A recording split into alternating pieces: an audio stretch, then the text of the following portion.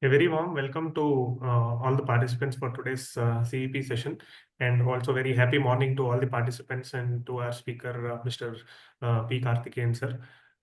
So it's my privilege and honor to introduce the great speaker today for the session, sharing his knowledge on liquidation valuation.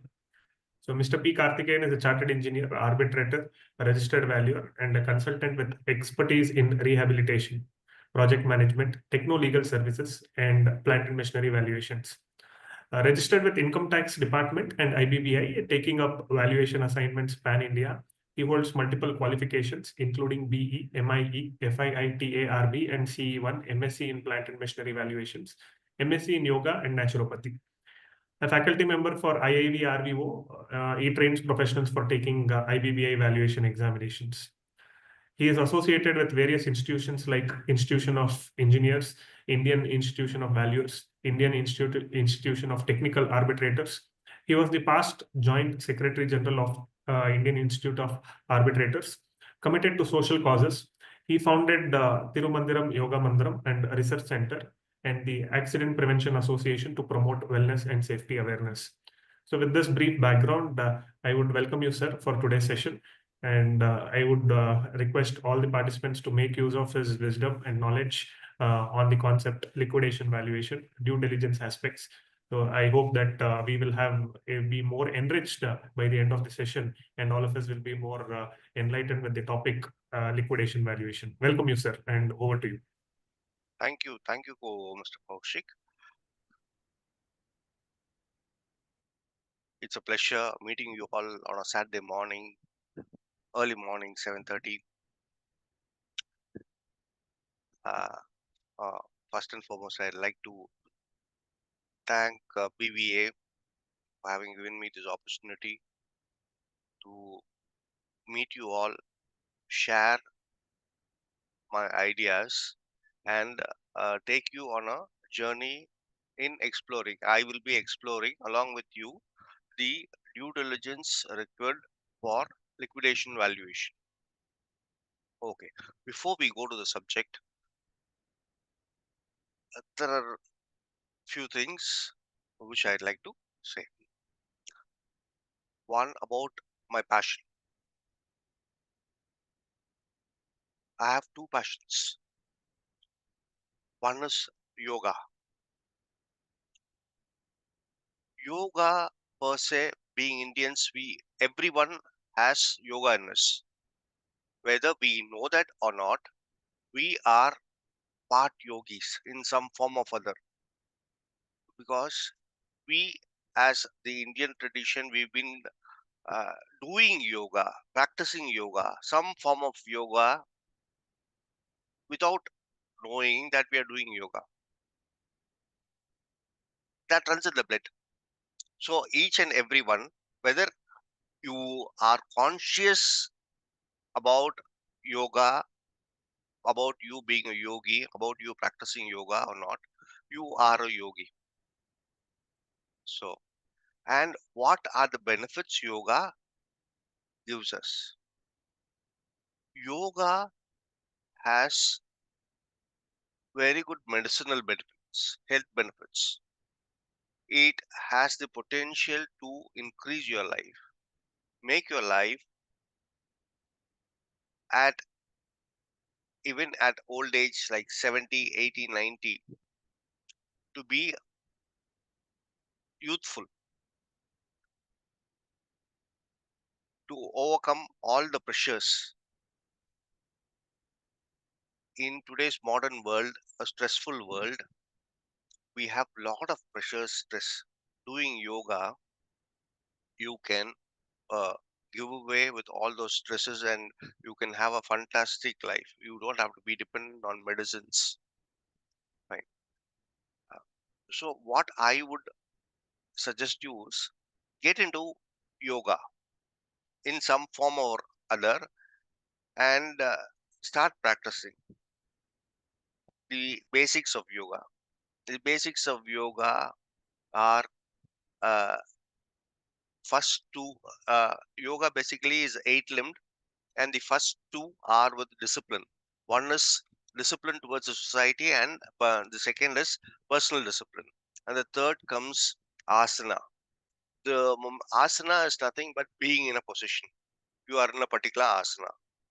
Asana means in a position. What happens if you are in asanas? The body is being tuned for future yogic activities.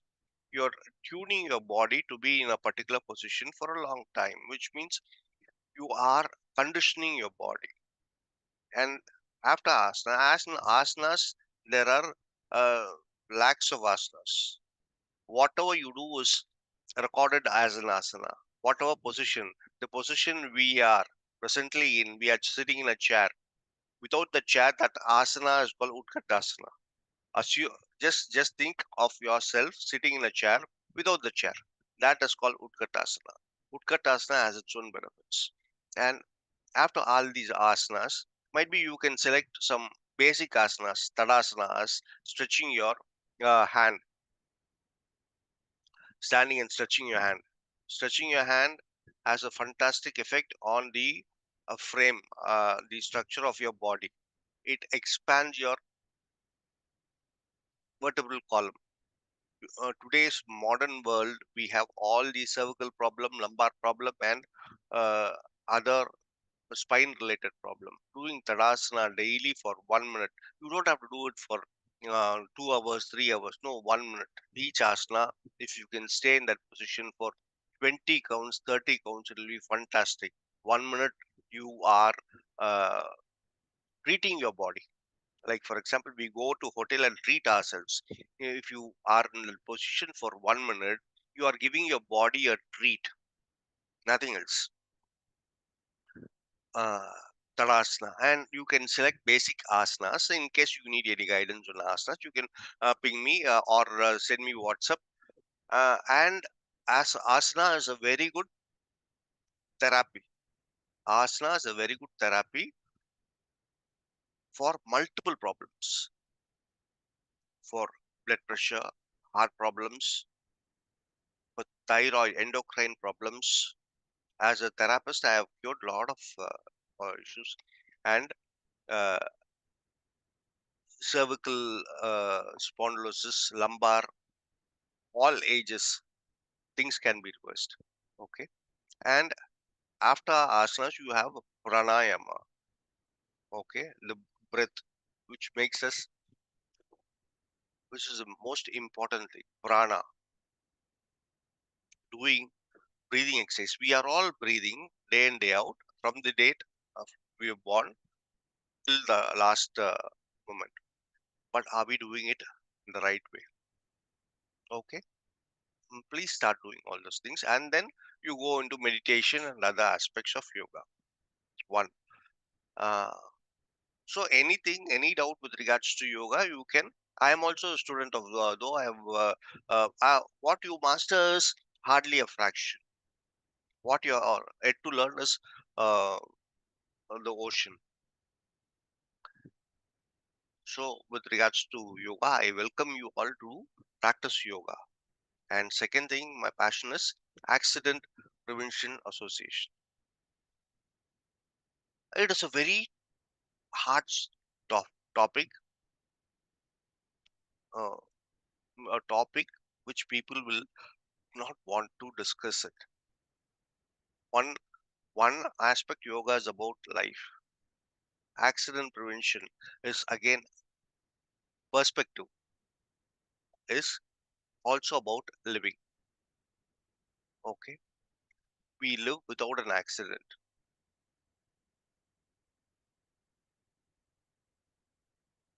Post independence, India has seen three wars, including the Kargil, Sino India, 71 Bangladesh war, and then Kargil war. We would have lost not more than 500 lives to all these wars. 500 lives which are trained for battlefield, we would have lost. But do you know the number of lives lost on road every year, year on year, is increasing year-on-year basis. You are losing around about 1.6 lakhs, 1.7 lakhs lives year on year. So if you see the cumulative,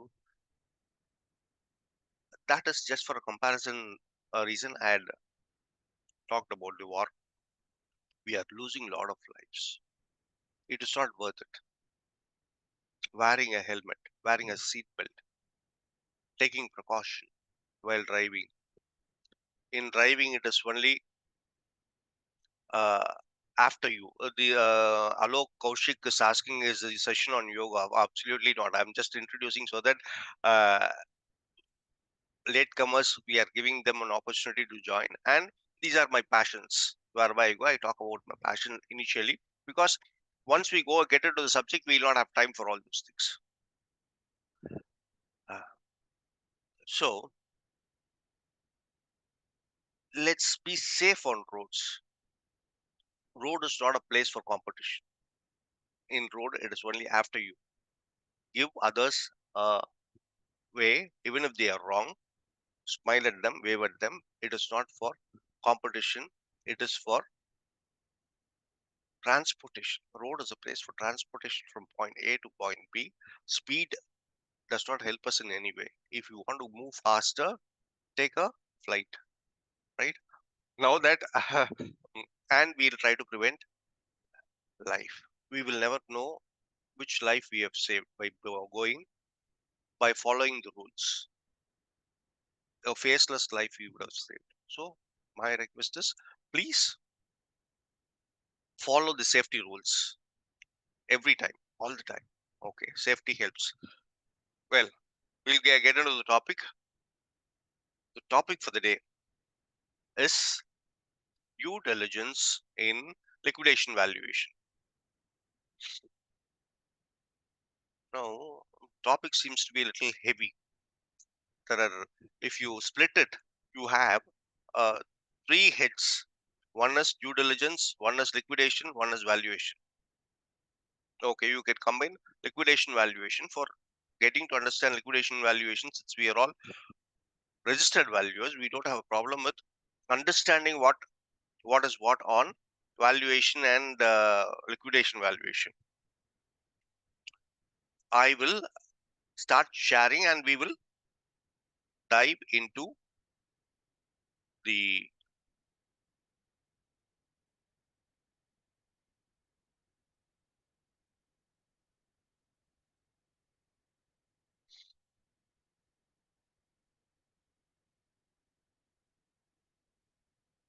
is it visible?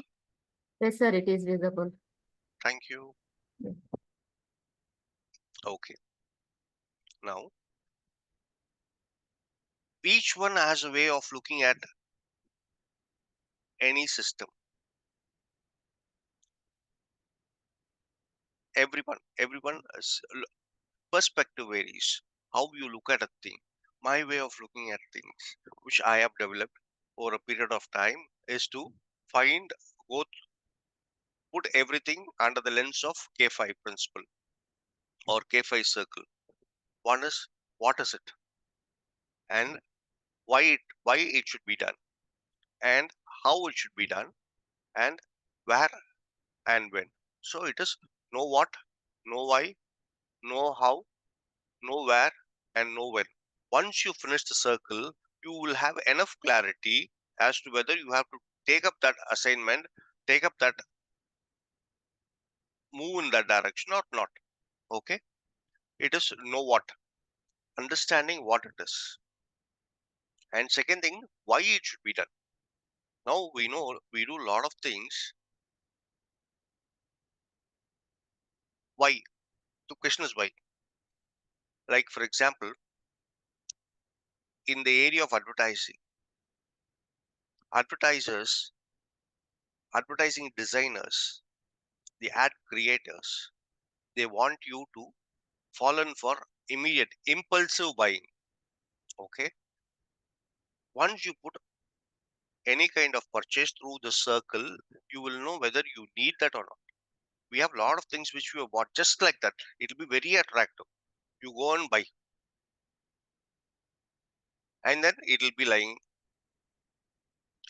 know what, know why it should be done.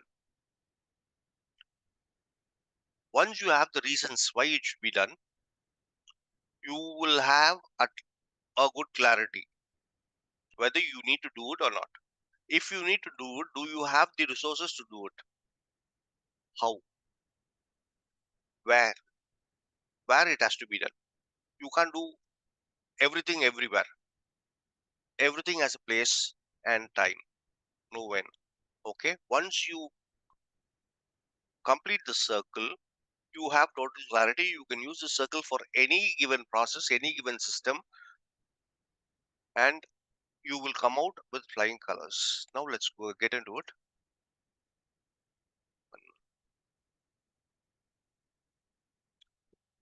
What is due diligence? Since many of you are from the SFA area, being chartered accountants, cost accountants, and company secretaries, due diligence might not be a new area. Oh,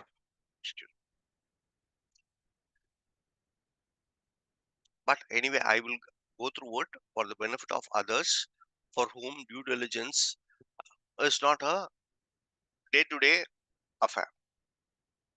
Is an audit or investigation of an asset or possible investment to make sure all numbers mentioned are correct, which may involve reviewing of fiscal reports. Due diligence offer refers to the in-depth study and research being done prior to signing an agreement or transaction with a party. It is doing a systematic research on a particular subject when a financial transaction is supposed to be involved with that subject. Okay. It is done by potential investors, potential buyers, potential sellers. Three categories will have because they are investing. Like for example, uh, uh, VFs who they do due diligence. They are not the buyers, they are not the sellers, but they are the investors in a business. Potential investors will have due diligence done prior to purchasing a company securities.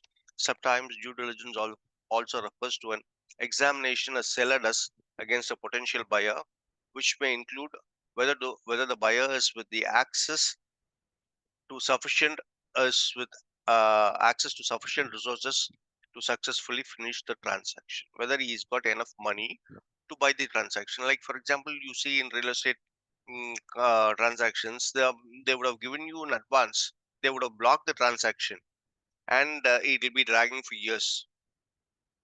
Okay, you will not be able to come out of it.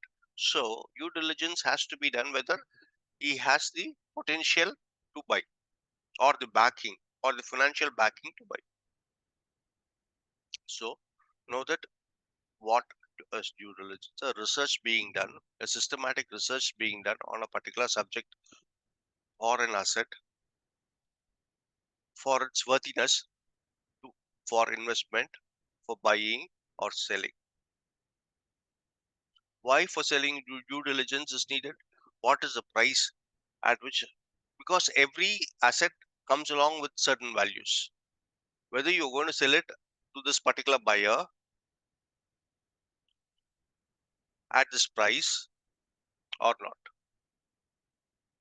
Might be you're planning to sell a business entity to your competitor for years. Is that going to blind you? Or that competitor has the core capability to take up this business and have synergetic benefits? What are you looking at? All these things will be done in due diligence. Due diligence is just not reviewing the financials. Due diligence, you can divide it as internal and external.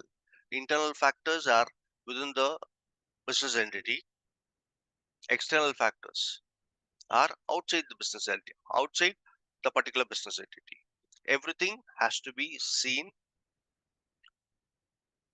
analyzed, and then taken a decision.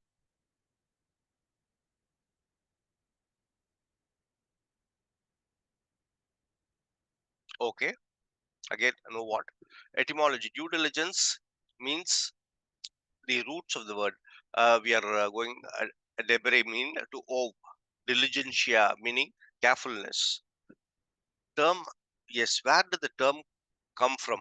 Due diligence has been used since mid 15th century. It has become a legal term in US since 1930. In US, there was the Security Act of 1933, uh, where the word due diligence was inserted, and which means a reasonable investigation has to be taken up.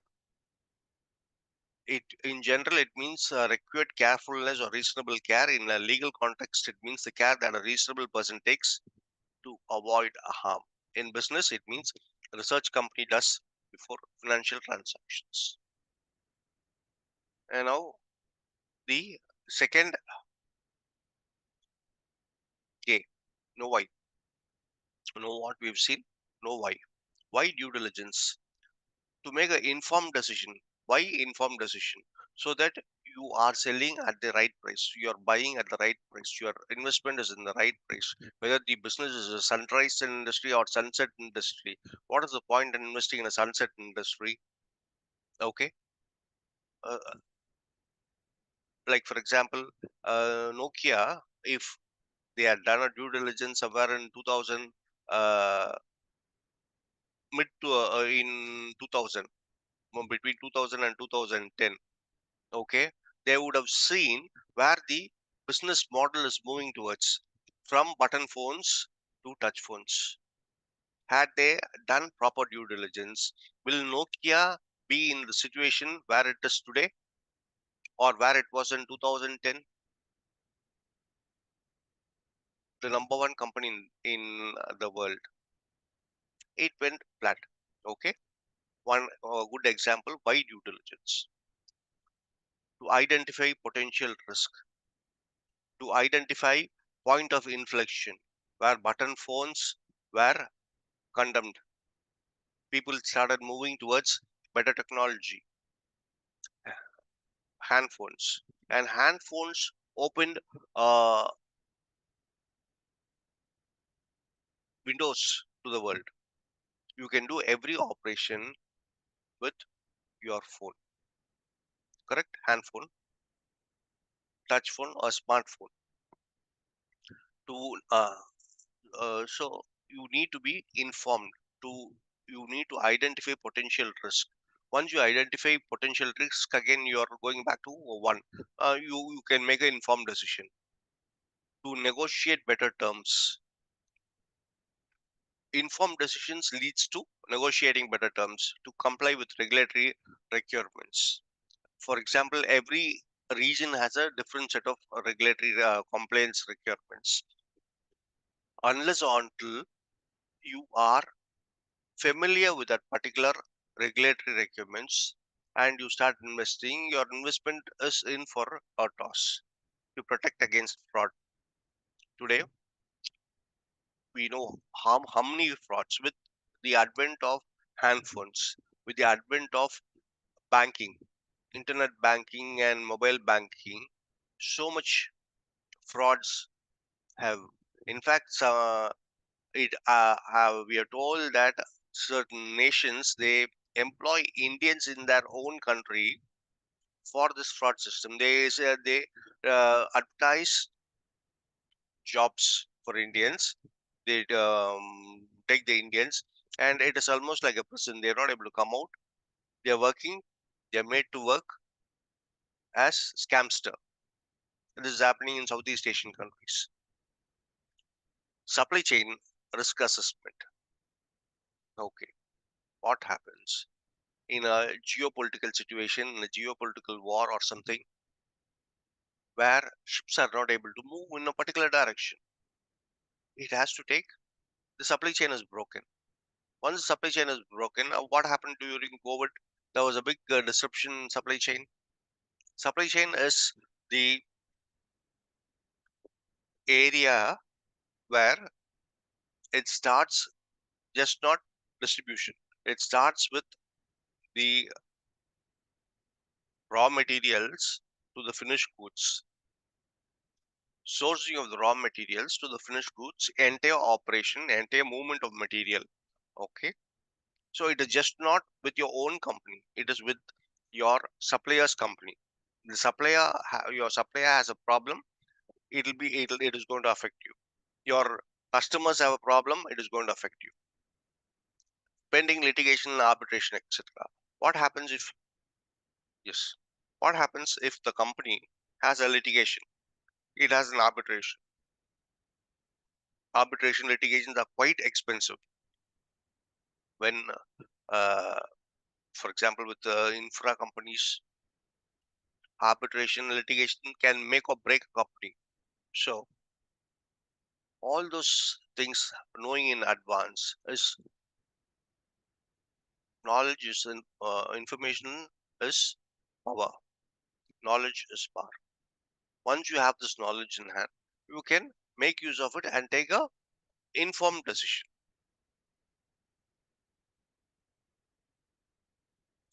Know how. How do you do your due diligence process? Analyze purpose of the project, pre-analyze of financial or business case, full check of documents, entire thing, including a comma, a full stop, a colon, semicolon, everything. Full analysis of business case and plans, risk analysis, a final offering, creation and ongoing creation and ongoing monitoring.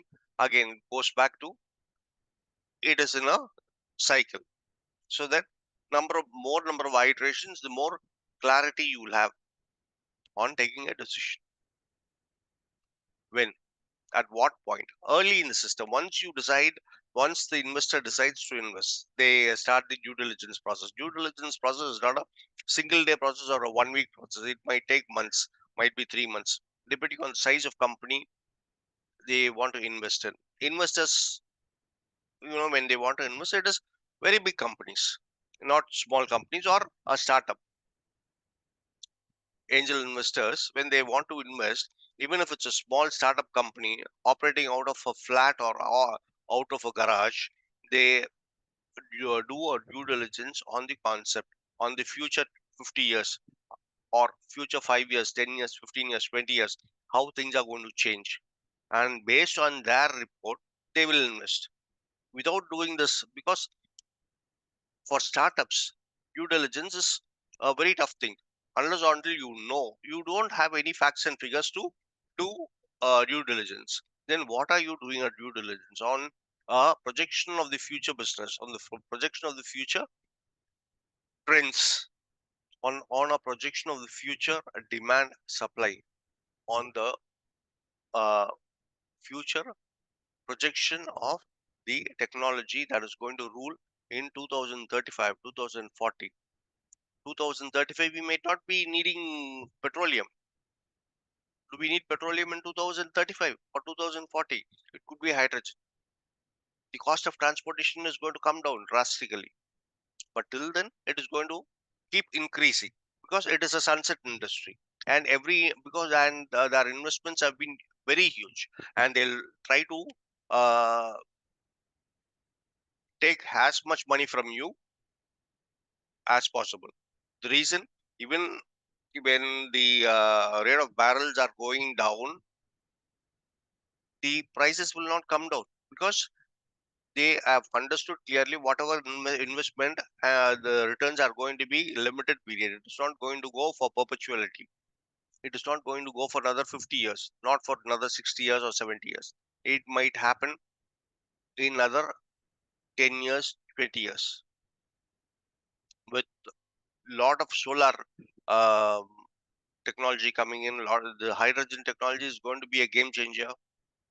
It'll be a point of inflection for the uh, petrochemical industries, refinery industry, and distribution industry, and so on. So we are in for a lot of change, and with the latest AI, uh, the changes are going to be very rapid. We will not be even able to forecast what kind of changes we are looking at. It might happen just like that, because when you see the decade of change, it all started with the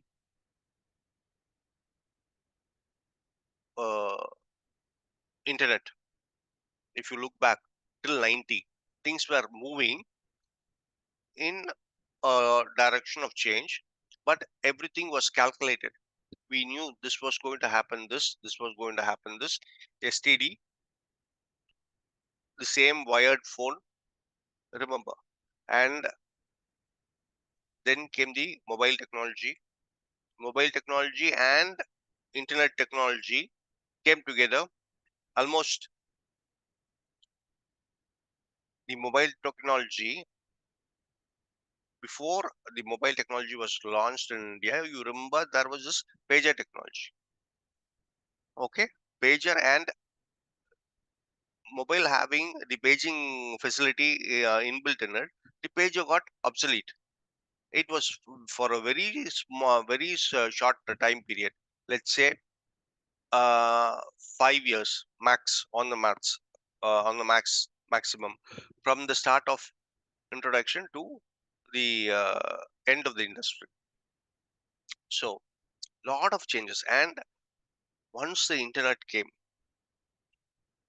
in 10 years time, internet was there in your mobile data. You were using mobile data for internet browsing and so on and so forth. And the speed, 1G, 2G, 3G, 4G, 5G. We are today in a stage in 2025. How many years of internet we had? I think it was in 95. 95 was the initial period where the internet was launched in India, I think. In colleges, in IITs and government colleges, headquarter colleges, we started getting internet. And then came internet cafes, so on.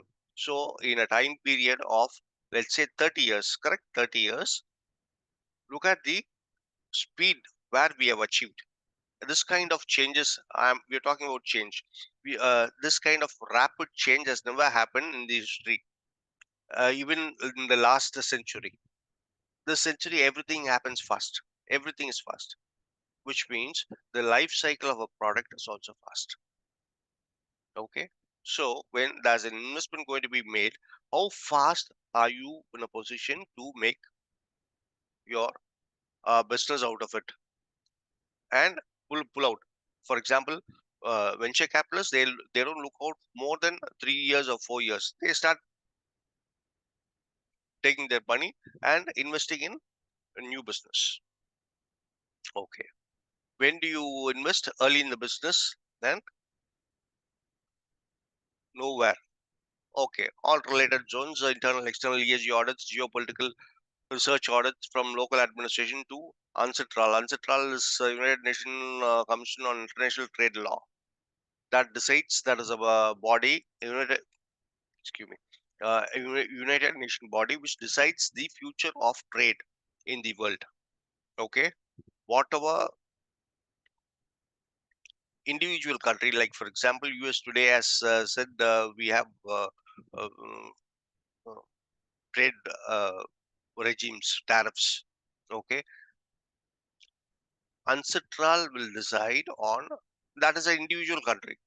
The tariff he says is whatever comes in, I have a right to put 10% on that particular goods. If it's for India, anything imported from India will have additional 10%. Being a signatory to UNCITRAL on different trade platforms, whether they have the power, either they should be accept to the UNCITRAL code or sign out from it. Due diligence, commercial due diligence, legal due diligence, financial due diligence, tax due diligence. Yes, now we are coming to the valuation and due diligence. Right, purpose. I've just put a chart so that we understand what is the difference between due diligence and valuation. Both are two different things. I have not talked about valuation till now because we all know what valuation is, or we are not. We are supposed to know. Purpose.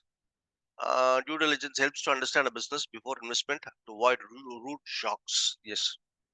In valuation, find out the value of an asset. It is almost direct.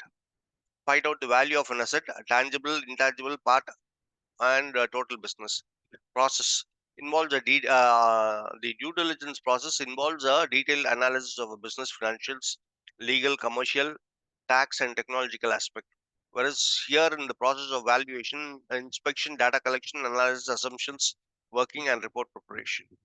When before mergers in due diligence, when do you do due diligence? Before mergers, acquisition, investment, and funding. We know where valuations are being done. M&A, the takeover, forward integration, reverse integration, funding, buying, selling, compliance, registration, loans, statutory. Yeah, who does that?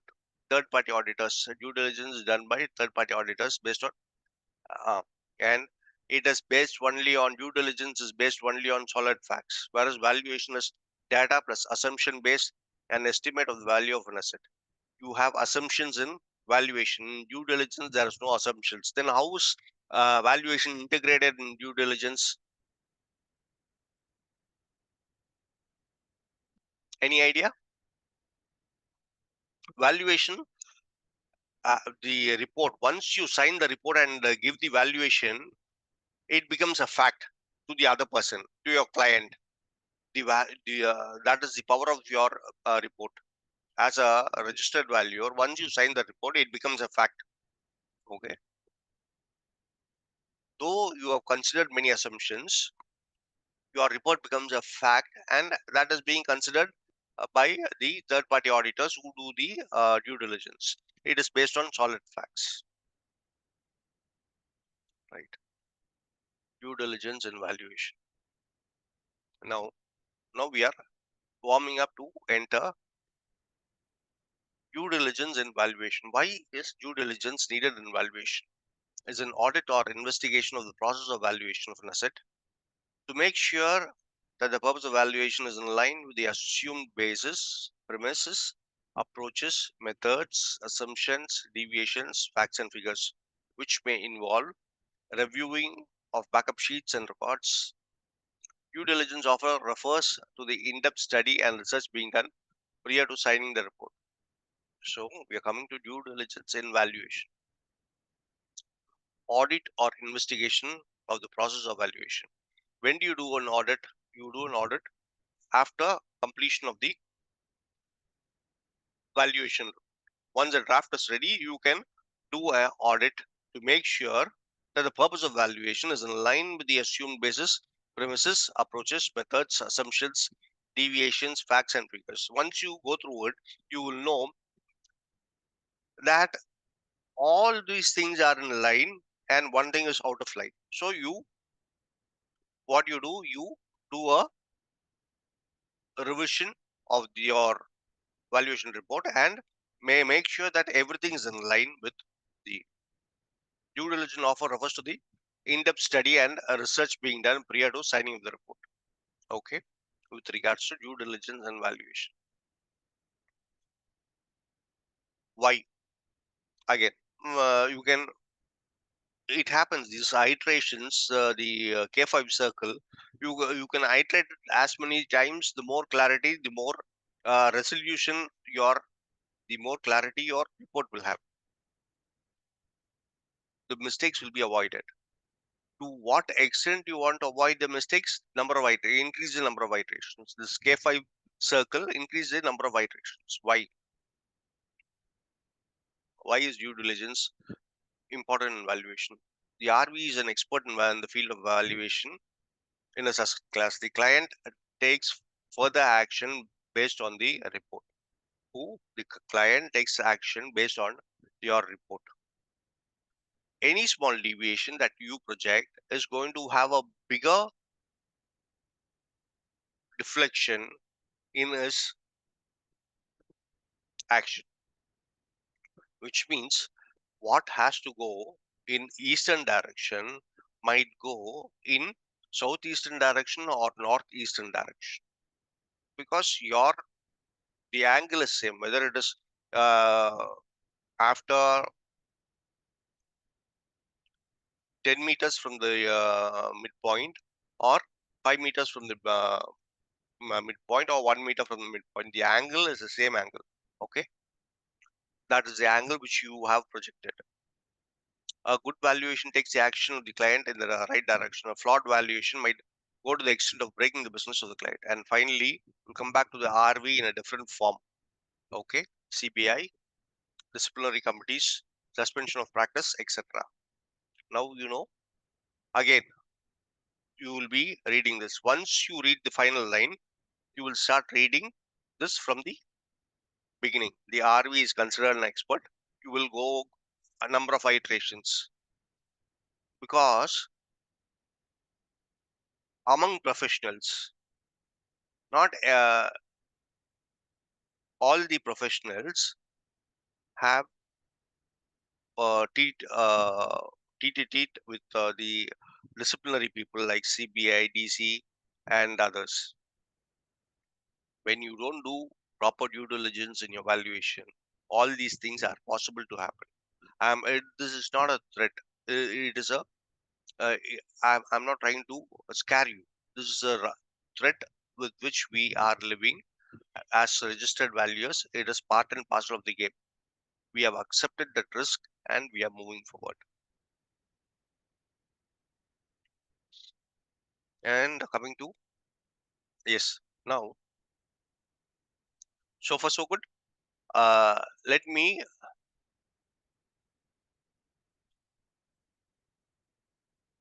okay, okay, good. Uh, Let me take you through a few observations the IBBA officers, full-time directors have made in certain cases. And once I'm through with the mm, thing, we will understand, each one of us will understand why due diligence is very important in valuation. Okay, I'm reading it, except from the order of full-time member of IBBI, open quote. However, even the computation sheet does not clarify the basis of taking discounting factor of XO, means percentage, 10, 20, 30, whatever it is, percent, for the liquidation value of these assets. It is well understood that the valuer uh, has a liberty to exercise his professional judgment while estimating the value. However, the assumption with respect to the discounting factor must rest on some logical basis, which should be recorded in the valuation report for consideration of its stakeholders. Quote end. We'll go to the next one. Open quote. This is another order. Excuse me. Further, the calculation sheet does not provide detailed calculation for arriving at liquidation value of the asset. It is well understood that the valuer, it is almost ad verbatim same. Valuer has a liberty to exercise professional judgment while estimating the value. However, the assumptions with respect to the discounting factor must rest on some logical basis, which should be recorded in the valuation report for consideration of its stakeholders. Almost ad verbatim the earlier order. It is okay. What I'll go through another two things before we start discussing about it. Open quote. The report must clearly lay down the assumptions and the logic and basis of such assumptions to safeguard the reliability of valuation estimate provided by him. In view of the foregoing, after considering the allegations made by show cause notice, the detailed reply provided by the registered valuer, and the materials available on record, the authority has arrived at the conclusion that due diligence on part of the valuer has not been up to the mark. Okay, these are the observations made in the orders. These orders are available on IBBA website. Okay, okay. Let me read the next one also before we start discussing this. open quote. Accordingly, the report should contain the needed clarity on the procedures adopted by the valuer and also all the factors considered by him to arrive at a specific valuation. From reading the valuation report, it should be apparently clear the document being read does not pertain to the realms of fiction. In the contrary, it has to be made abundantly clear that the document and findings are based on scientific scrutiny of corroborative evidences and facts on ground. Any valuation estimate bereft of background or base, assumptions and discounting factors used will potentially remain under shrouds of mystery. Okay, he's used very harsh words like realms of fiction will potentially remain under shrouds of mystery. Close quote. Okay, so one thing is very clear going through all those things. IBBA officers, also the NCLT members, they are also very clear. Well understood that the valuer has the liberty. The valuer has given the liberty to exercise his professional judgment while estimating the value. Assumptions with regards to with respect to the discounting factor must rest on some logical basis. Where are we now? Should be rest on some logical basis which should be recorded in the valuation report for consideration of stakeholders. Now, per se, who's done a mistake and where? We have, let's say, we have done, we've been trained by different institutions. There are at least a dozen institutions today which trains candidates or existing values for taking up IBBA exam. Fine. We have we have been taught the process of valuation. Everything good. Income approach, so many ways, fantastic. Everything is scientific. Everything is you. Everything has a backup. Whichever method in the income approach you take as a beautiful backup, you can put it on the valuation report or have a backup. Okay. In the case of cost approach, yes. Income approach, yes. Market comparison method, yes. There is clarity. Though certain evidences can't be directly given. For example, in land and building, what transaction that happens in the market cannot be shown on black and white because what is recorded in the SRO or sub-register office might not be a true reflection of what happened because of the parallel economy, which everyone understands. Fine. Then where are we doing?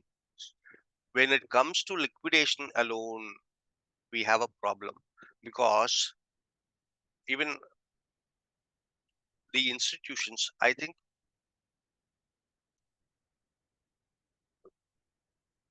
it is an evolving process. See, it is not even 10 years since IBBA has started functioning with full steam. We are under 10 years. We are very in a nascent stage. So mistakes do happen. And might be in 2015, all these books. Till then, valuation, we have to look at the perspective. Till 2015, how was valuation done? It was done by a select few people. It was when there was no any exams. There was section 34AB. You get registered with income tax, 34AB of wealth tax, and you start practicing. Okay, you have a mentor. The you you have a senior under whom you would have worked for 5 years or any number of years, and then the way he teaches you is what valuation. There was no standard guideline for valuation, though there was IBS and so on and so forth, but it was not adopted pre 2015. What happened after IBBI? After the creation of IBBA, there was this exam, and to have an exam, you need a syllabus. To have a syllabus, of materials were educational materials were formed, okay, and created as a syllabus, and then came the MSCs, Master of Science in Valuation, in Real Estate Valuation, in Plant and Machinery Valuation. University started offering valuation courses. Now it is for you have full-time courses. Those times it was correspondence. Now you have full-time MBA valuation, and I don't know whether you have MSc valuation, and the institutions like Chartered Accountancy Institution, Cost Accountancy Institution, and Company Secretary institutions have created their own material, educational material with regards to SFA, taking up valuation. So we have pre 2015, we did not have any standard materials for study. There was no textbooks, there was no guides, there was no ready reckoners, anything for valuation. Now we have a system. So while migrating from nothing to something, there'll be a lot of lacuna. One lacuna is the relationship between the market value and liquidation value. Okay, I did a small survey. When we meet physically in different conferences and other things, I asked them, okay, what is the liquidation? Liquidation minus 20%, a discount factor of 30%, 25%. Okay, how do you arrive at that? Now, what IBBA officers are asking is, they are not questioning your capability. They are not questioning your uh, whether your worthiness as a valuer. All they are asking is, on what basis you are discounting.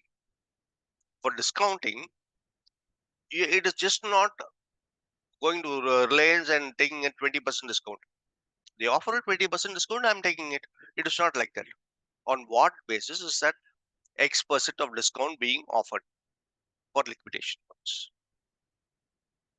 Simple logic is, okay, it happens. It happens. No, no, no, liquidation value, it happens. Okay, why it happens? What is the basis you have a downsizing of the market value? What are the factors involved in arriving at the liquidation value? Why it should come down at all? Correct, no? See, when an asset goes to liquidation, the owner, the original owner of the asset, not the IP. IP is in control of the operations. The owner of the asset will ask a question.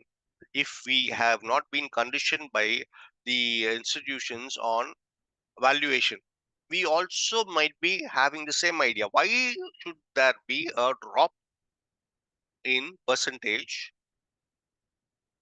from market value to liquidation value? Correct, no? And it's going to be huge. 10% itself is a huge when you're looking at a big asset value. And 20%, 25%, the cases where it's gone to 30% and all.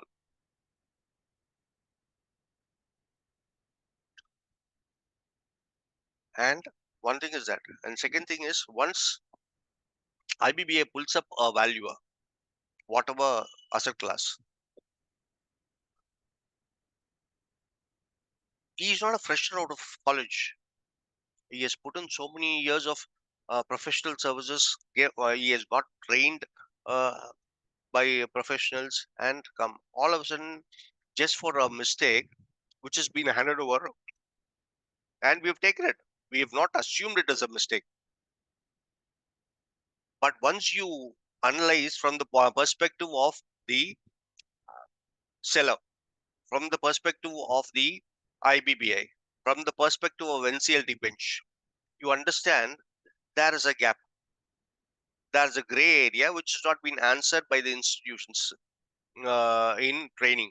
what is the relationship between fair market value and liquidation value, and how do you arrive liquidation value from the fair market value? Correct? If the institutions had correctly trained all the candidates that this is the way, 1, 2, 3, 4, 5, 6, again, the institutions cannot be blamed, because we were moving from no data to something. We did not have any kind of data prior to 2015, but post 2015, post IBBI, we started collecting data, assimilating, and giving it to the students for taking the exam. The institutions did not hide it. It was not a act of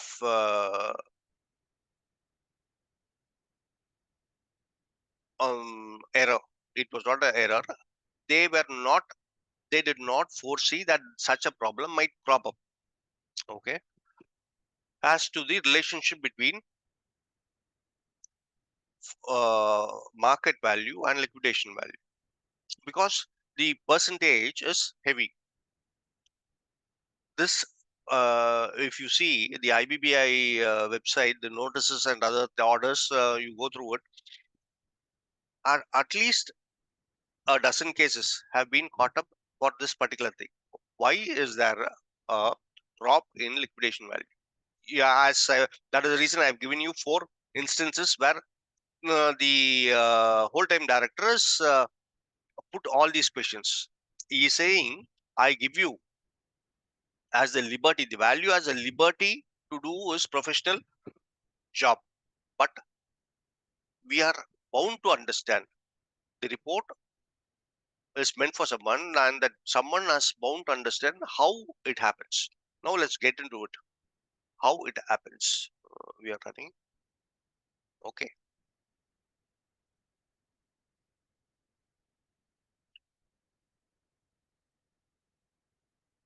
Yes, sir. Someone has a question. Mr. Prashant. Yes, sir. Good Yes, morning, sir. sir. Yeah, good morning. Sir, recently I have been offered to provide a third as a valuer as a third valuer Mm, for a dispute.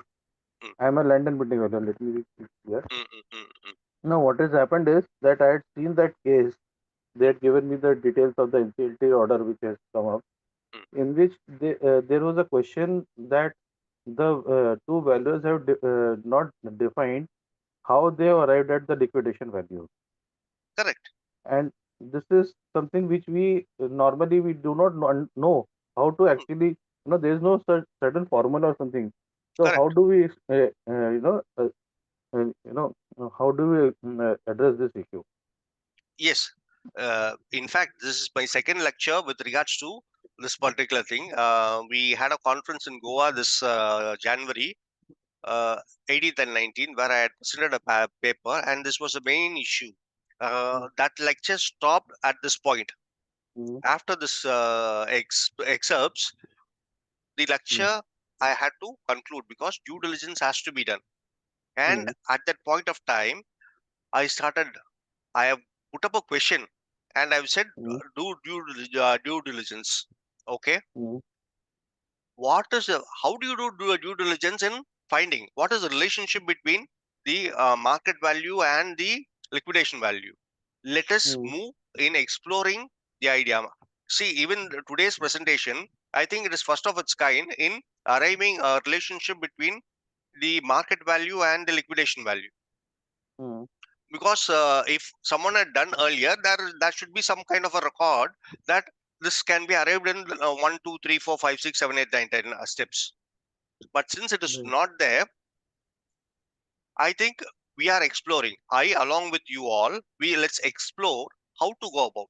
See, the IBBA, you cannot blame the IBBA for pulling up the values. Mm, Correct? They are yeah. doing their duty.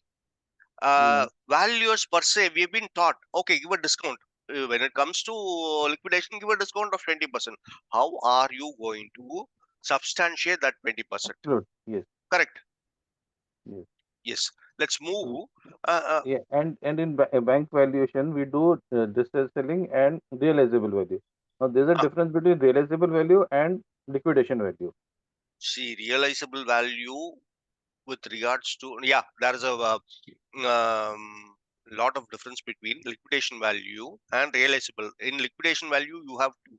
One is orderly liquidation and another is for sale liquidation. Right, right. Whereas realizable banks basically, we know it is a very big machinery that operates. But Yes. end of the day, what is a bank?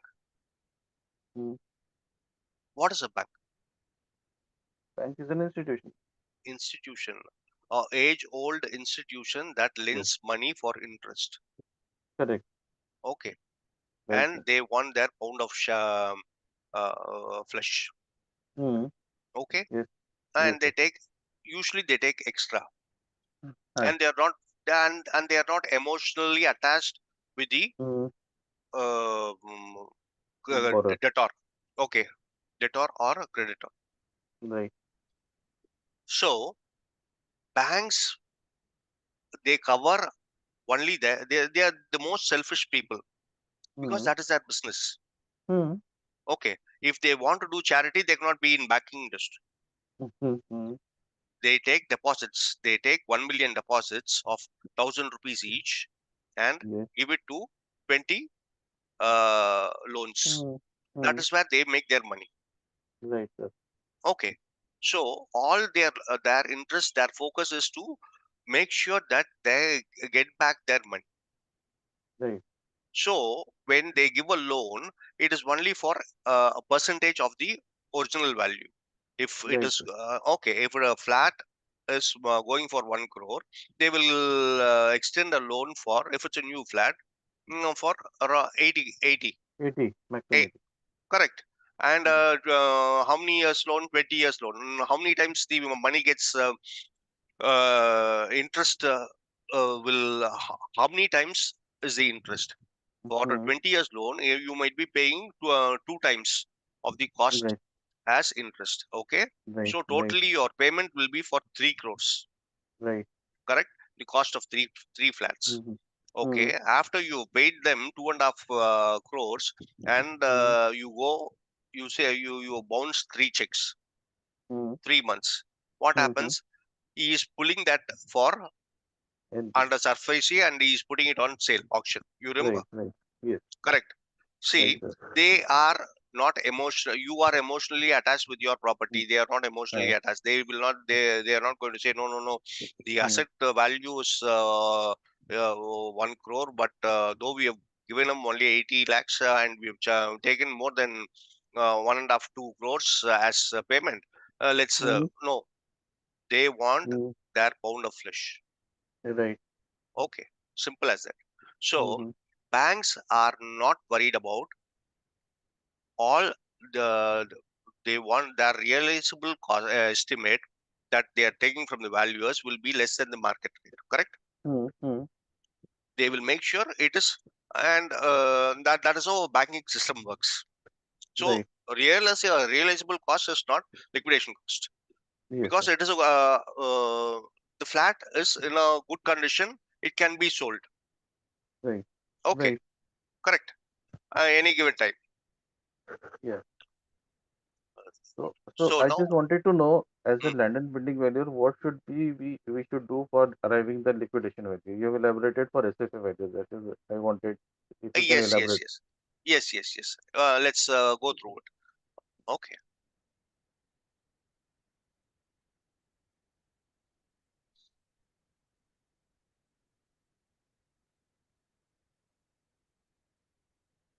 Okay, now this is excerpts from IBS 2025, 10.17 liquidation value, the gross amount that would be realized when an asset or a group of assets are sold from a liquidation sale, with the seller being compelled to sell on a specific date. Seller is compelled to sell on a specific date. Liquidation value can be determined under two premises of valuation: orderly transaction with a typical marketing period, forced transaction with a shortened marketing period. Orderly transaction with a typical marketing period, a Mm-hmm. forced transaction with a shortened marketing period. Correct. Correct. Now, factors affecting liquidation value. This is where we start. What IBBI or anything is asking, and it is our duty. I think down the line, I one article I'm making it ready so that it can be like a ready reckoner as to what are the factors involved with regards to liquidation value and how it is affecting the liquidation value, and we are going to add weightage. See, one, when sufficient marketing period is not possible, you are supposed to do an advertisement. Now, we all know that IBBI has put up a website for listing all the auction properties. No, earlier Right. it was not available. Now, all these properties to be auctioned, all the assets to be auctioned are being put in the website so that it has wider marketability. Once it is in IBBA website, anyone can see and they can take part in the auction. Earlier, the auction was not on IBBA website or on any website. It was all left to the IPs. IPs are always on pressure because the process of this process is time bound. Okay, number of days, 300 days, 250 days, so on and so forth, and number of days they have. And in between, the original owner will be trying to stop the process in some form or other. He will be filing different cases in NCLT. So that is going to take, and that takes considerable time of the IP. So he is at a heavy pressure to act, and proper marketing might not be possible. So once the proper marketing is not possible, what kind of business will you be getting? That is a factor. What is a factor? That this factor, marketing, insufficient marketing. Insufficient marketing is an important factor. Why? The value, liquidation value is less than the market value. Fair value. Yeah, we'll use the term market value because fair value is what we generally in India we are using. Okay. But IVS says it's market value. Right. Now, due diligence and liquidation valuation. Physical condition of the asset, whether it's a going concern basis or a shutout condition, with proper maintenance, without proper maintenance. Is the asset protected and guarded properly for weathering actions? Age of the asset, effect of non-operation of the machines or on the effect of non-operation of the machine. What is the effect on the future life and performance of the machine? For example, a machine for land and building asset, it is not an issue. You keep it under lock and key. Okay. So long you don't have any pest problems, the building is going to be safe. Once you have a pest problem, it goes in for a toss. Okay. The pest can consume the entire building. The building might not be there. But land, you cannot do away with the land. Land is going to be there. Land and in land and building, the land is a appreciating asset and building is a depreciating asset. But the effect of appreciating asset is more than the effect of depreciating asset, so it takes over. And for building it is 60 years. If it has crossed the half-life period of 30 years and the balance 30 years, okay. Whereas the land in this 30 years has appreciated n times inside India. Okay. So it is in a better position where compared to other 100% depreciating assets. Like for example, plant and machinery, there is no appreciating value in plant and machinery. It is all depreciating asset from the day of capitalization. And obsolescence also comes very easily in plant and machinery. Yeah, obsolescence is there in plant and machinery. And sir, just 1 minute. Yeah. Can we use this Habu principle also for land and building, that if it is that located in a very commercial area, any industry, so we can say that, so that can also be considered. Yes. Highest and best use. Yes. So right, sir. We are seeing all these factors. These are the factors. Is it a going concern basis? Yeah. Whether, for example, if let's say even in land and building, if a building is in a it is in a very damaged condition, not being used, okay, what happens? You have first thing is pest. The first damage is going to happen due to weathering condition. Okay, Right. if a glass is broken, water enters. Okay, once the water enters the building, water is going to create damage. If that Yes. water does not have exit point and water gets stagnated in that building, it's going to give you waterproofing problem and other water. Okay, water once it enters the building, it'll once it enters the concrete,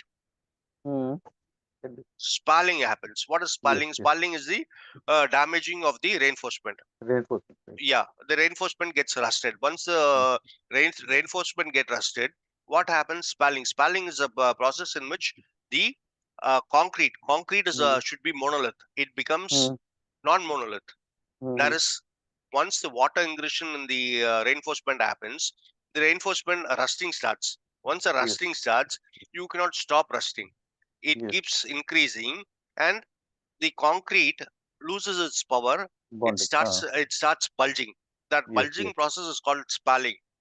Yes. Okay, once spalled concrete becomes weak, it cannot take the load and it Right. fails. Okay, Right. when Right. spalling happens in columns, in beams, Yeah. even if the building could be a 10-year-old building, though the life is 60 years, if Hmm. spalling happens in a major column, ground floor Hmm. street column, car parking Hmm. columns, Yeah. okay, a spalling happens to a different reason. If Yes. proper cover Yes. is not there, spalling Mm. happens. Yes. Okay, all such things have to be considered. Right. And due to non-maintenance, if it's under liquidation NPA and zero maintenance, okay, and Yeah. spa, spalling happens. What happens? The life of the building comes down. But okay, in land and building, in a building to deteriorate, it is going to take ages, not 1 year. It Yes. that water entering, it will take Hmm. at least 2 or 3 years Yes. to Minimum. yeah to start corroding and creating a spalling effect. I'm talking, though I'm a pattern missionary value, I'm talking about Mm-hmm. this is because I have been in the rehabilitation industry for the last 25 years. Mm-hmm. Right. From Right. Right. 92 onwards, I've been in rehabilitation industry in both mechanical and civil. Right, sir. Just one more thing, sir. Yeah. There is sometimes a taboo on the property that ये भूतिया property or something like अरे इसमें बहुत problem है, ये property बिकती नहीं है. No, no, these are Uh, the things which is created in the market and the sale does not occur in a. Correct. So this Correct. can be considered for our valuation. Very much. Very much. Okay. So long you index it, you put Yeah. it in black and white, put a Mm-hmm. weightage on it. Okay. Okay. Because see, even in the observation, Yeah.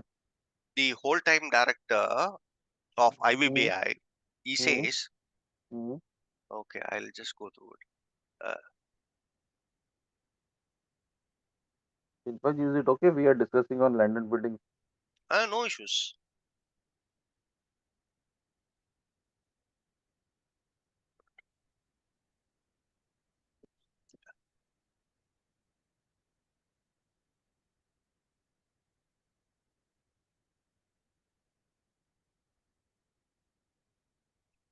One.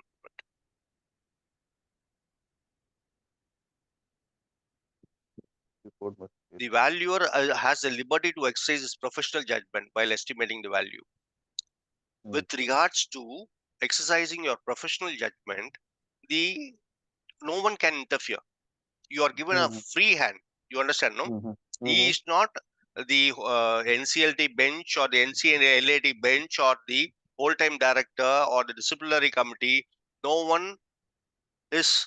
They want to cross their borders and touch you. Mm-hmm. They pull you up only because there is a big gap between market value and liquidation value. You understand, no? Mm-hmm. Right, sir. Once you fill the gaps, Mm-hmm. once the blanks are filled, Mm-hmm. absolutely no issues. Right, sir. Right. Okay. Understood. So you have a valid point. Mm-hmm. Okay. You have a valid point in saying Mm-hmm. a taboo is created. What is the Right. weightage for the taboo? Mm-hmm. Okay. You cannot Mm-hmm. directly say only because of taboo the prices come down by Mm-hmm. 20%. You have different factors. You Mm-hmm. factor it 1, 2, 3, 4, 5, 6, 7, 8, and add Mm-hmm. 2%. Okay. Okay. Mm-hmm. 3%, 4%. Right. Okay.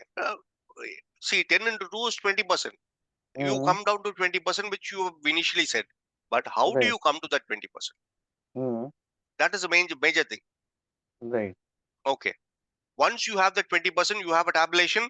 He is happy, Mm-hmm. you are happy. Right. Correct. Mm-hmm. Because you are trying to match between the market conditions and you are trying to give an explanation for the liquidation value. Right. Okay. And there is a relationship between the fair market value and the liquidation value as per the Mm-hmm. uh, inspecting authorities, disciplinary Mm-hmm. committees, and the whole term member is satisfied that there is no gap. Mm-hmm. Okay. So this closes the circle. Once the circle is Right. closed, no one is going to be pulled up. Mm-hmm. Correct. Right. Okay. Now we are okay. Now Yes. what happens whether it is a going concern or a shutdown concern? There are two things. There are certain things, certain factors which you have considered during the valuation as a Mm-hmm. um, for valuation of market value. Mm-hmm. Okay. FMV, while arriving at FMV, you have considered certain things. You cannot again consider this. Correct, no? Mm-hmm. You cannot take a Yes. factor twice. Correct. Yes. Yes. Well, when you're doing a fair market value, it Mm-hmm. is as on the date of, The start of the commencement of yeah, the insolvency. uh, okay.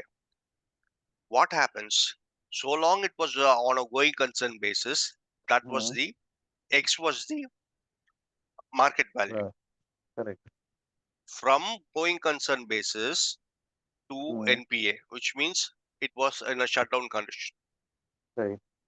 There is a delta time period. Mm-hmm. Okay. Mm-hmm. During that time period, all these things have happened. Right. Okay.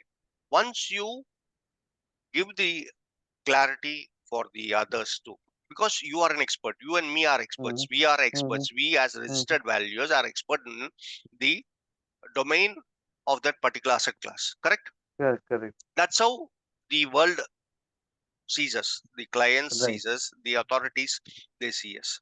Yes. The authority, the person who's pulling up the valuer for not providing sufficient backup cannot do a Mm-hmm. valuation on their own. Right. Correct? Yes. Given you ask them to do a valuation, they do not know ABC of Mm-hmm. doing valuation. They cannot do. Mm-hmm. Correct. All they Yes. see is whether it is logical. Right. Correct. If it is not logical, it goes in for a toss Mm-hmm. because he does not understand. He does not understand Right. market value. He does not understand liquidation value. Mm-hmm. All he Yes. says, Right. Sir. okay, liquidation value. I understand the definition of liquidation value. What you've given in your report. How are Mm-hmm. you corroborating Mm-hmm. market value and liquidation value? What is the Absolutely. relationship? Yes. And it should not be minus 20%, minus 25%. Yeah. Correct, no? Yes. What he's asking, once initially it agitated, we were all agitated Mm-hmm. because we've been conditioned that it is minus 20%, Mostly. minus 25%. Yes. Okay. And now we are, it is like questioning God. Mm-hmm.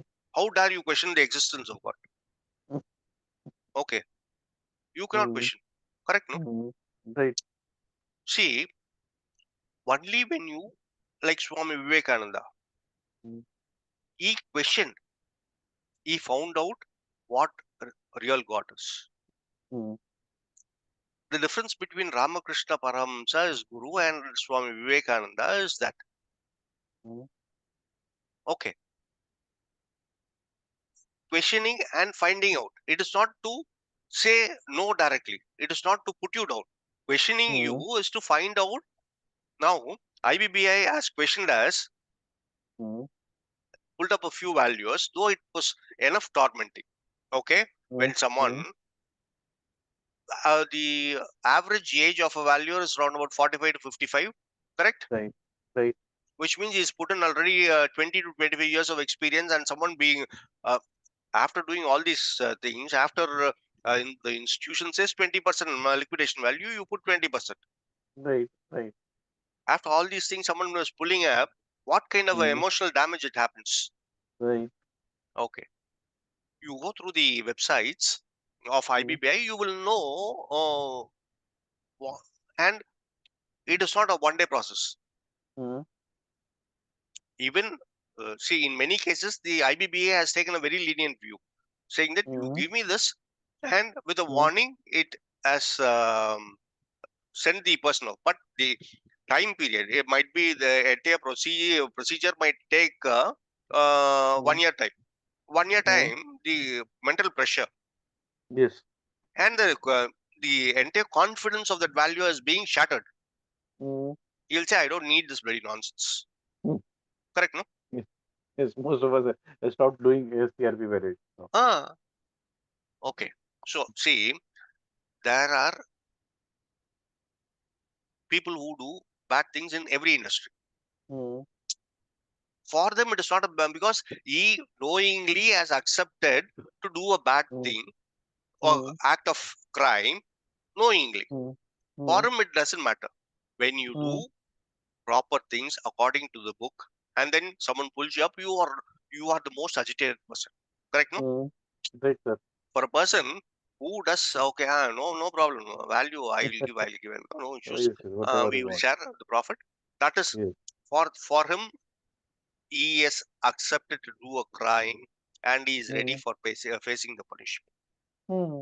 For a person who does not, who has gone by, who has done everything by the books, someone to pull up his collar and say you've done a mistake, is insulting. Correct? A Yes. professional being insulted. Yes. Yes. And I really do not know why the institutions have not come forward to address this. Okay. Down the line, since this is my second lecture on this particular topic, I'm making an article ready and posting it. Might be that might be a very rough article or primitive article. Might be people might add to it down the line, and Right. might be 1 year from now we might have a very clear-cut idea of how to arrive the liquidation value from market value. Correct? Great, sir. Great. But anyway, I've started the thing. We will move forward. Right. Right. Okay. Okay. Now, Thank since it is shut down, it has a discounting effect. As a going concern, it is a different thing. The value is a different thing. Since it is shut down, what happens when a machinery is shut down or a rotating part or thing that keeps moving? Like, for example, a wheel that has to go on and on. Okay. You can keep it in a locked position for 1 day, 2 days, for 1 year. If it is there, or 1 month it is there, it will have its own effect. Correct. The bearing, the load on the bearing, okay, due to gravity, on one side, on a same bearing, on one set the load is more, the other it is free. So it has to have some kind of effect on the bearing. It will have any effect on the bearing will have a effect on the working of the machine once you start that machine, which means you need to do some kind of a retrofitting on that particular machinery to make it bring back to the original condition. Correct? So during shutdown condition, you had a factor with proper maintenance. Without proper maintenance, is our asset protected by against weathering conditions, age of the asset, effect of non-operation of the machine. And okay, now that we are 9, we'll try to finish. Availability of spares. Some machines in India, what happens is we are not a grown-up economy. We are a growing economy. Earlier, we were a non-entity with regards to industrialization and other things, which means we were buying machines second-hand from European market, retrofitting it. I will give you one small example. We have this integral coach factory in Chennai, and they have this card punching machine. Okay, and that was it was put that plant was put up in 1955, and in 1985 or 1990 there was a team of Swiss engineers, business people who had visited. They saw this particular machine and said, no, we discarded this machine way back in 1960 and you're still using that punching machine. And many machines in India are in that conditions, where the European market have totally closed that particular operation. Like for example, Royal Enfield. Royal Enfield Bullet in Enfield is a place in England. They have stopped production long ago. But Royal Enfield, even in India, even today in India, is the most sought after bike. It is a bike for matches, correct? That plant in England was long back closed. Okay. So availability of spares, availability of proper compliance certifications. Like for example, a thermal power station, you don't have boiler certification because it was in NPA condition for the last 3 years.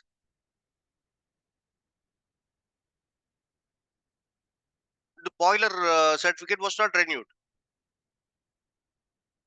Okay, so this has an effect on the if it is a market value, it is in running condition. You have inspection done regularly on the boiler. Certification is needed to run a boiler. Okay, you need a PCB, pollution control board certification to run a industry or plant.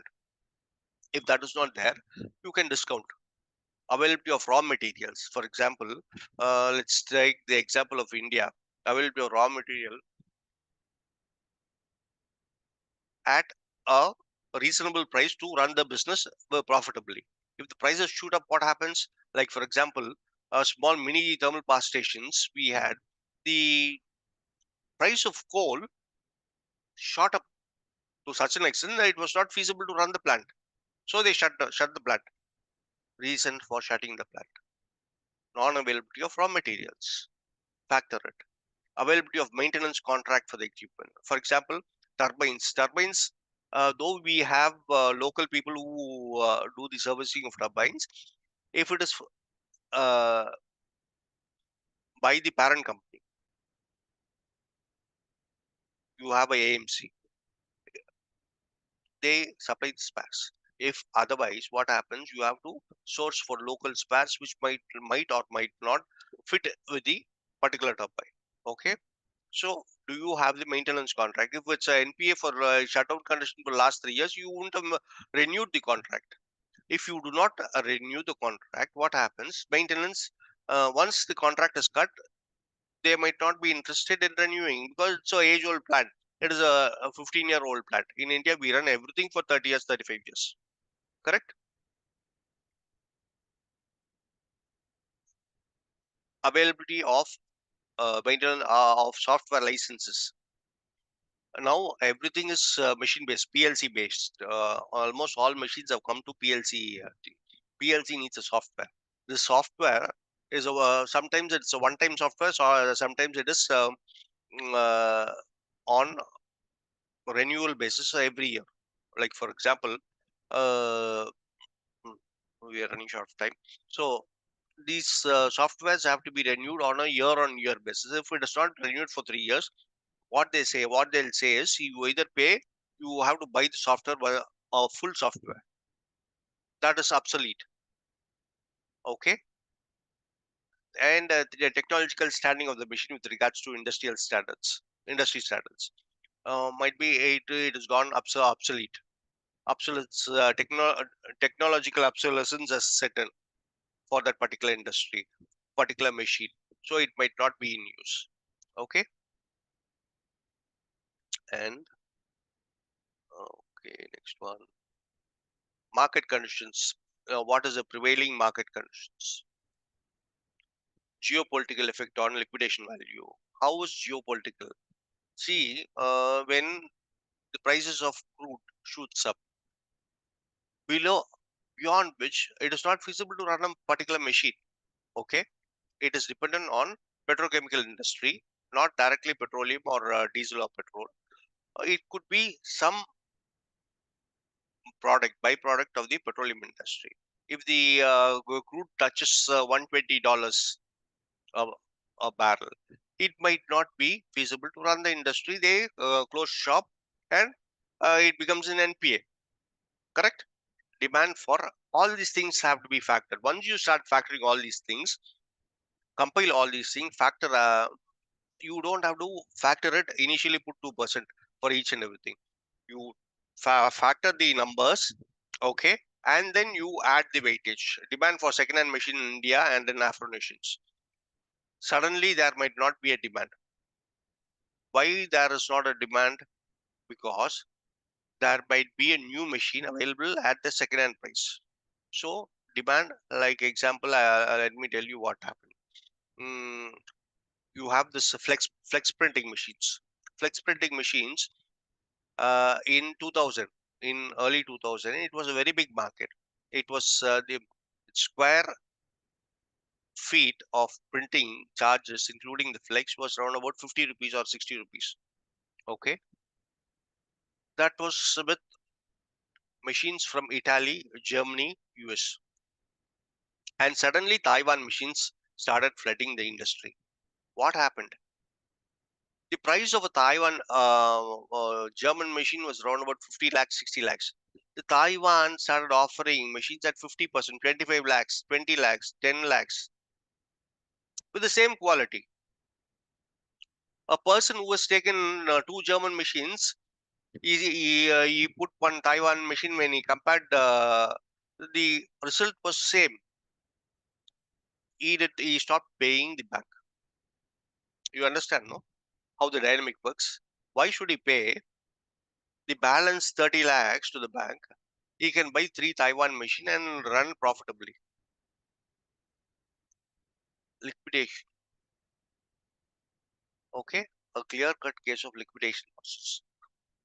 When there is no demand for a second-hand European machine, wherein you can get a new machine from Taiwan, from South Korea, from China, etc., etc., etc. And then you have these obsolete factors, and then economical factors. Estimation of the cost associated with, see, okay, cost associated with the liquidation process, orderly liquidation process. And then industry market cycle. See, all industry will not be operating at the same. It will be like a sine curve operating. You take automobile industry, there will be a peak demand, okay, and then there another 2 3 years there will not be a demand. It is always in a sine curve, ups and down, okay, trough and crest, depending on the market, which position the industry is, whether it is in high or low, high tide or low tide. The demand for the machinery, okay, when the tide is high or moving towards high, everyone will want, okay, a larger production. They, if they are able to get a new machine, they will be readily investing. If it is in a low tide business time period, what happens? They might not be able to offer. They don't need, because their capacity utilization might not be 100%. It will be around about 60% or 70%. Why would they be needing another machine? Tell me. So, marketability is a problem. Industry market cycle, liquidity in the market. Okay, now when you're not able to get money for working capital at all, how will you raise funds for buying a machine? Liquidity. It comes in cycles. Liquidity crunch for working capital, wherein interest rates goes up, and at that interest rate, taking a loan to buy a second-hand machine is going to be a problem. Correct? So they will abstain from investing in new projects. Type of industry, whether it is a sunrise industry, sunset industry, or limited period. Sunrise industry, AI investment in AI is going to, like for example, last 10 years, investment in Zomato, Swiggy, people had good They made very good money. Correct? Sunset industry. The energy industry is moving towards sunset. The conventional energy, uh, coal and well, petroleum industries are sunset industries. Limited period. See, the refineries might operate for another 20 years with 100% efficiency, capacity utilization. After that, it might be operating, but at a limited utilization factor. Like, for example, it might be at 60%, and then another 5 years, it'll 50, 40, 30, 20. That is the end of the industry because we'll be having newer ways of generating green energy, hydrogen. Hydrogen is going to come in a very big way. People investing in hydrogen energy are going to make good fortune. And then intangible factors, goodwill. Okay, for companies gone on liquidation as NPA. Okay, where is the goodwill? The factor of goodwill is lost. So whatever goodwill that was holding the prices at a market value has to be brought down. You can factor, okay, loss of goodwill minus 2%. You discount of 2% or whatever percent. That it is left to the valuer. Operating license compliances. You have a existing operating license. Yes, if the license is not renewed, okay. For example, let's say in some states operating a distillery, you need a license. That license is a very premium license. Not everyone who has money can buy that license. You need enough political clout, enough background to get a license to run a distillery or a brewery unit. Okay. Once that license has been cut, end of game. Your entire unit, you have to sell it because they know you cannot run the plant. Your competitors are going to buy it. Why will they buy it at market value? Tell me. They know you have stomach problem. You cannot eat food. You have problem. You cannot produce. And so they will say, I wanted 50%. I wanted 40% of the market value. And how are you going to factor it? How well you factor all these things is going to make your report the king of reports. Software license, same thing. Government standing on the industry. Okay. Every year, each government during election, they say, no, we are closing this industry. We are closing this industry. Slowly, we will close the industry. Once they come to power, they forget uh, their promises. But suddenly, if some state closes the industry, what happens to that plant and machinery, to the land and building? Everything goes in for a toss. Okay. Do you have buyers for it? No. Now, what happened? See, Sterlite. What a beautiful investment was. If only, if only there was a due diligence and the advisors that advise them properly, invest properly on your pollution control mechanisms, it would have been a running plant. Okay. Now that it is almost 10 years since it has been shut down, look at the loss of profit, loss on the machineries, loss on capital. All these things, due diligence is important. Legacy systems not used presently. Usually it comes in software, legacy system in machineries. In India, we run all kinds of machines. So long we are able to run it, we run it. Uh, but for automobiles, PS4, PS5, and so on and so forth. Okay. Legacy systems with regards to the computer-based machining and other things, because that particular software is not in use. That language is we know more.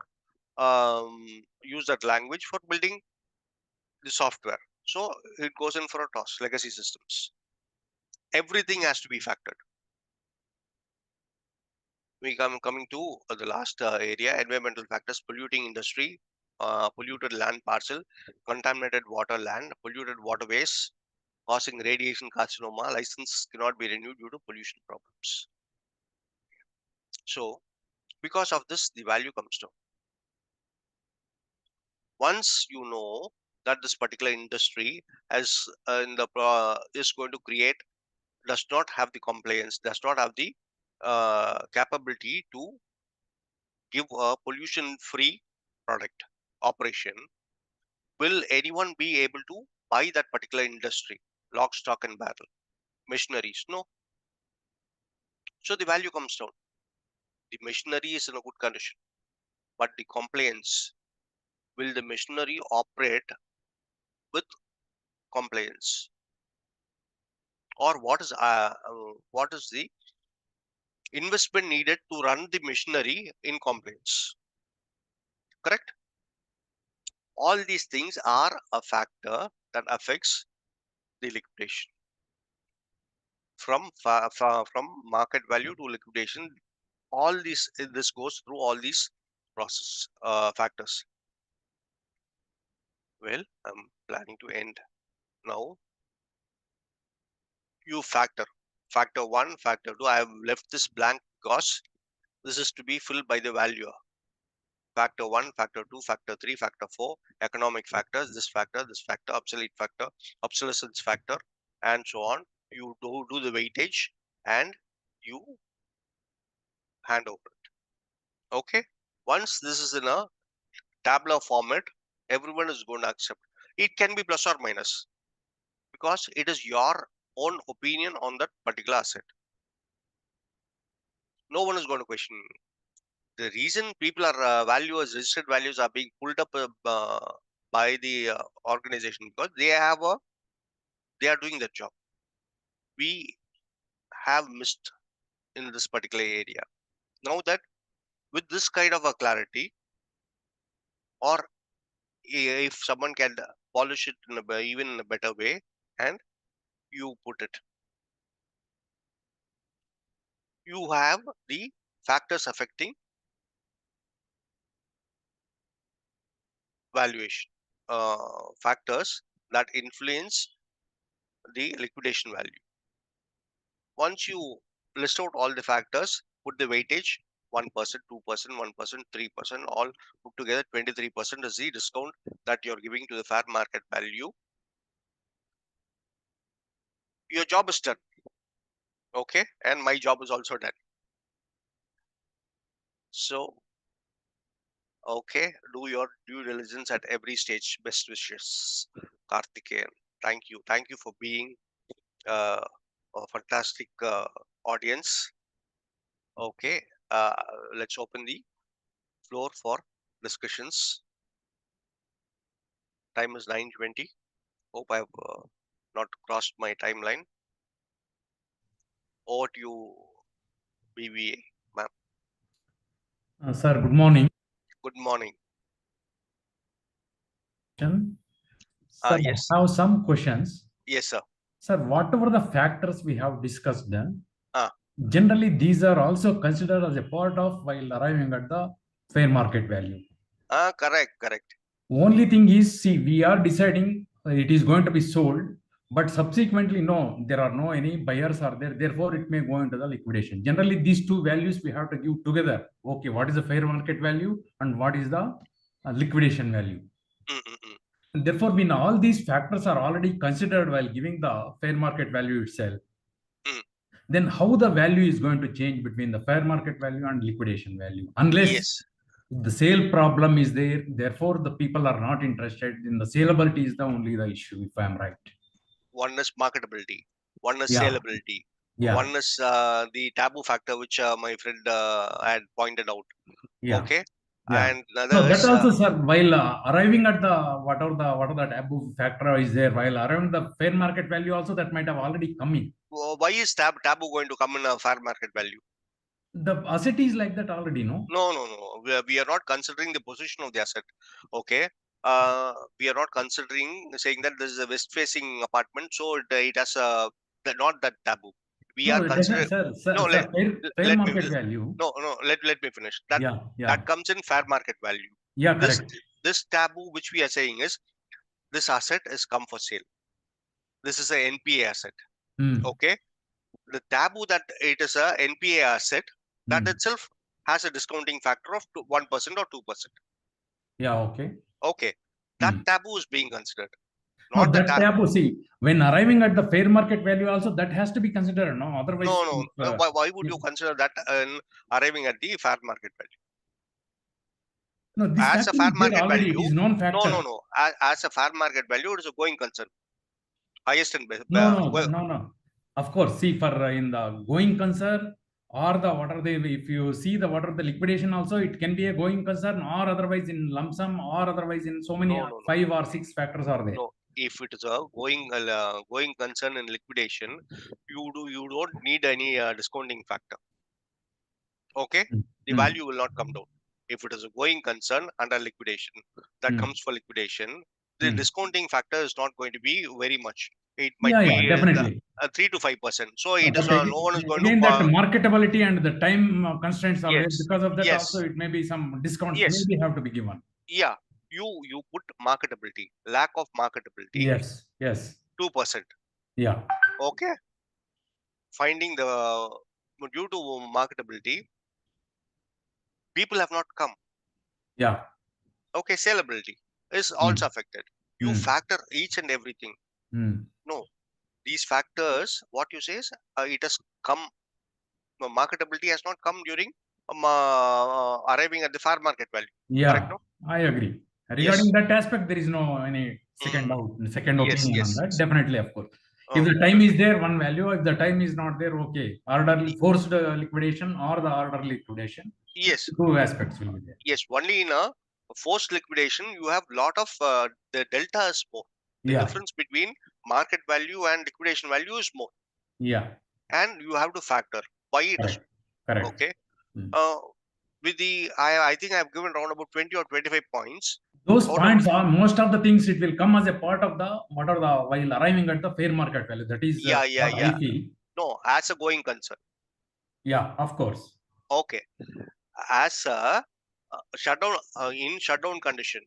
Yeah. In shutdown condition, this is this. Okay. No, if the asset is in the shutdown condition, also people ask both the fair market value as well as the liquidation value. Yes. Then I think the difference should be only again it boils down to the see whether you are giving the sufficient time for the marketability. No, the buyers are not there. Come again. See, as a shutdown condition, how do you arrive at a fair market value? Yeah. Tell me. Yeah, definitely see whether the asset, if it is not in a running condition, definitely we have to give it is not in a running conditions. What is the maintenance and other things? All the aspects of this one, whether which means you are factoring or not. That should not be factored for a market value. No, why? Yes. See, asset is already in that present condition as on today. Yes, which means certain factors have crept in. Fair market value, it should be on a going concern basis. If it can be operated. Sir, no, actually, see, the asset is, for example, as on today, the unit is closed, and if it has gone into the whatever your IBC and all, then definitely they will ask not only the asset is the unit is closed, only give the liquidation value. They will ask for the fair market value as well as the liquidation value. Fair market value, if the asset was under operation, it is a hypothetical situation. If the asset was on operation, it is this value. Okay. At shutdown condition, it is liquidation value. Okay. You have to create a differentiation and you have to tell them. Okay. Okay, fine. Yes, because we cannot keep going in loops. We define this. You put it. I am giving a fair market value, assuming the asset was under going concern basis, and liquidation value is a shutdown condition. Okay, you are creating a differentiation, creating a delta between A and B, and you are giving. Correct? Yeah, okay. Yes. Any more questions?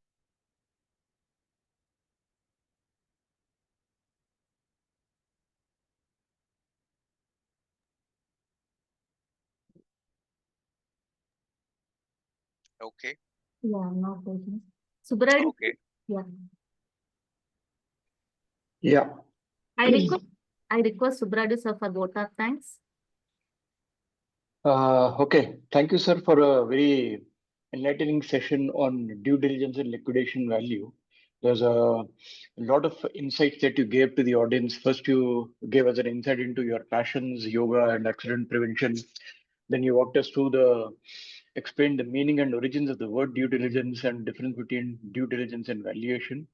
And importantly, the recent trend in IBBI board members' observations on liquidation, valuation, and the lacunae that they're finding in practicing professionals and how to avoid them. You give practical tips and also opened to Q&A by members and also listed many factors that may cause a decline in liquidation value for both buildings as well as plant and machinery.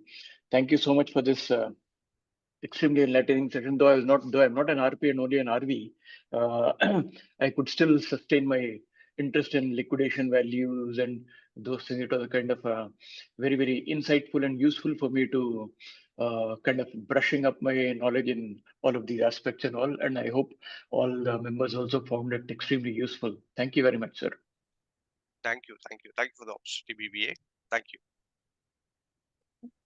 Sir, can you stop your screen? Yes. Thank you, sir. 1 second, sir.